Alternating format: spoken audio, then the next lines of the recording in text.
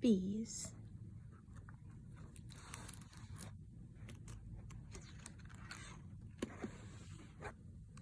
Here are the members of the bee family: the worker bee, the queen, and a drone.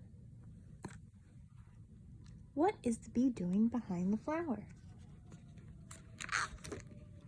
It is feeding on nectar and collecting pollen to make honey.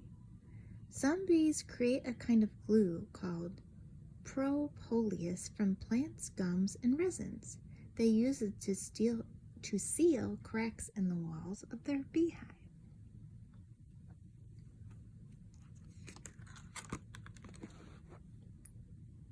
Look closely at the head of the bee. It moves around and communicates with other bees by using its eyes, which are opposite sides of its head and its antennae.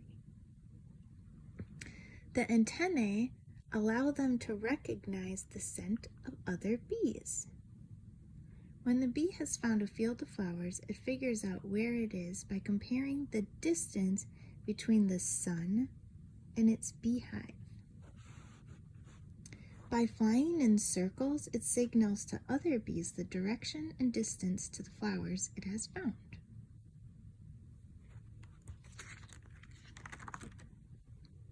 In order to eat, bees leave the beehive in search of nectar and pollen. They then return to hives like the wooden one here.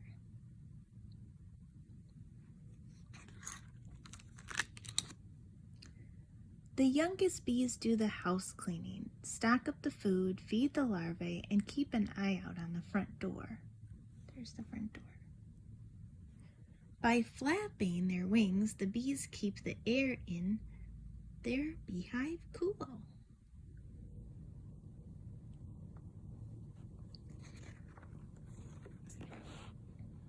How is the beehive made? The bee eats honey, and its body turns it into wax. It pulls the wax out of its abdomen with its feet. The worker bees make wax scales, which they chew and soften with their jaws, and then they stick them together to make the cells that you see here. So here are the cells behind the bees.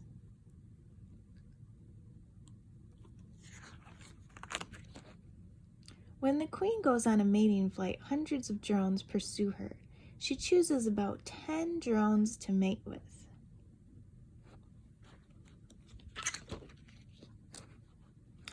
The queen enters the hive to lay her eggs. Workers surround the queen as she lays one egg in each cell.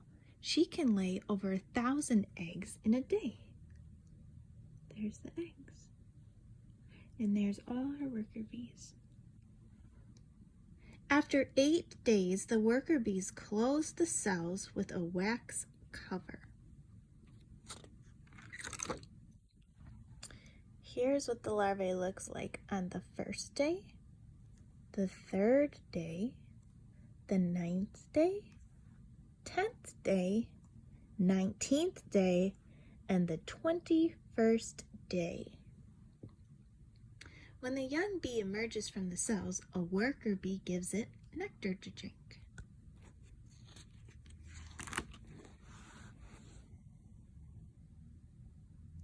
The queen, thousands of workers, and some drones fly out of the hive. This is called swarming. What happens when there's no more room in the beehive? The swarm gathers together and flies to a nearby branch to wait while scout bees search for a new home. A couple of days later, the bees are settled in their new hive. There's the new hive.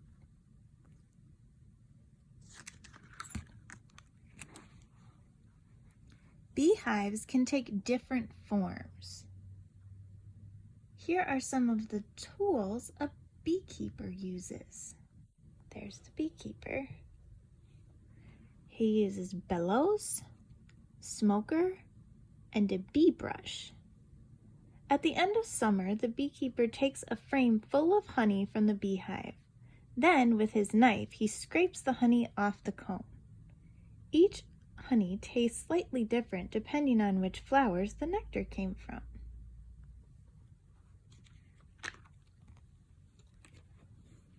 Winter has come and the bees slow down and rest or hibernate inside their hive.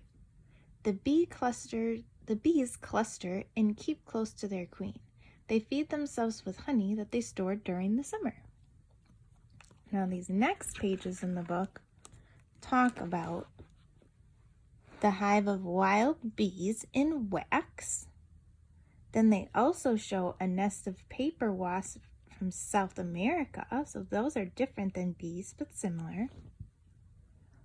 A paper enclosed nest of yellow jackets made of chewed bark, so again, yellow jackets and wasps are similar to bees, but they are not the same. And this is the work of another insect builder. This is a South American wasp nest made from vegetable fibers that has been flattened into paste.